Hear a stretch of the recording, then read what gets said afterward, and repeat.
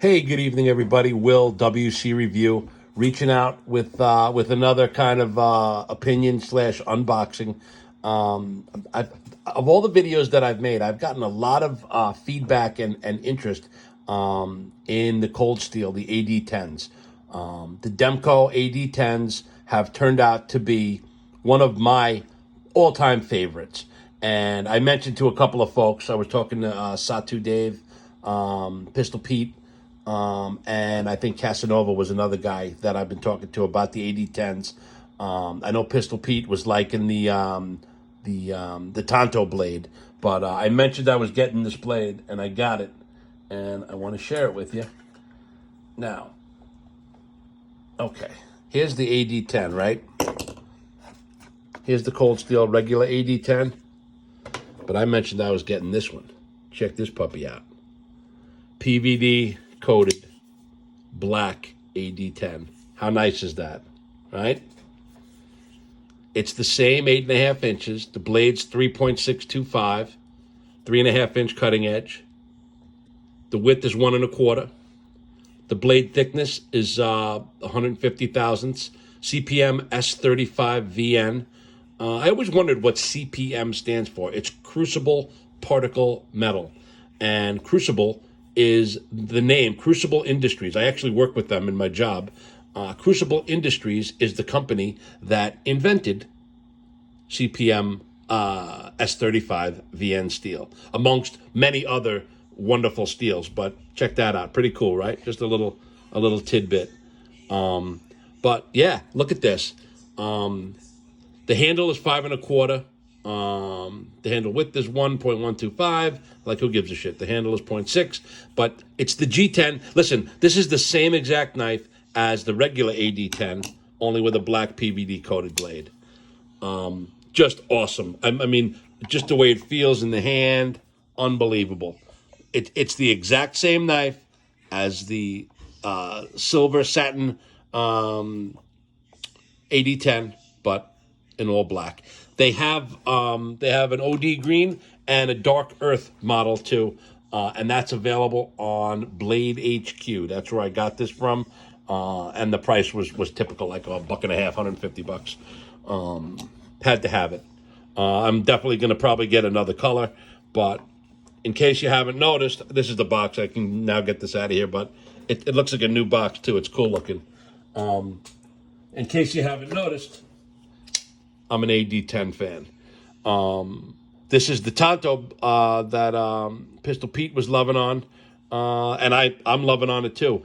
This blade, again, I was comparing it with the Chavez 229 Redemption blade. It's a very similar. I don't know. I don't. Is that a compound grind? I don't know, but it's got like a hollow grind, and this thing is razor sharp. As are these two knives too. Razor sharp out of the box.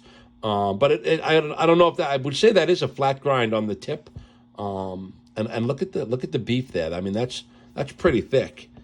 But that size comparison, I mean, yes, they're all AD10, so obviously they're going to be the same. Here is the Chavez, the Redemption that I keep talking about so much. I really love that knife. It's one of my favorite new knives. And while I'm putting these away, check this out.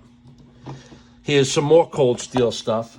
I don't know if I would say reviewed, but I've mentioned these in my budget knives. This is the SR1 Light in the Tonto. Pistol Pete, this is what I was telling you about, brother. This is a really sick knife. I mean, what was it, like $60? And almost, I don't want to say indestructible because you can destroy anything, but it took a whooping. And there's a guy named Joe X who puts these knives. This is the drop point version of the SR1. Now this is the light, mind you. And what is the steel on that? It's a big long thing. It's CR whatever. I don't even know it. But this is like the cold steel table right now. But this is my latest and greatest.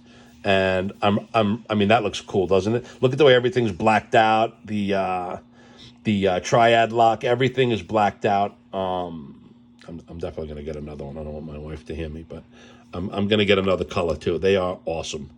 But I wanted to share that with you guys. Again, this is the Chavez. This knife is, I'm telling you guys, it's just right. It's not too big. It's not too small. I freaking love it. Now I got to show this in every video. There's the Big Daddy. There's the size comparison. That's the Fat Daddy. I'll get these guys out of here while I'm doing that. But you can see what a mammoth the Fat Daddy is when you put it up there. But I mean, look at that.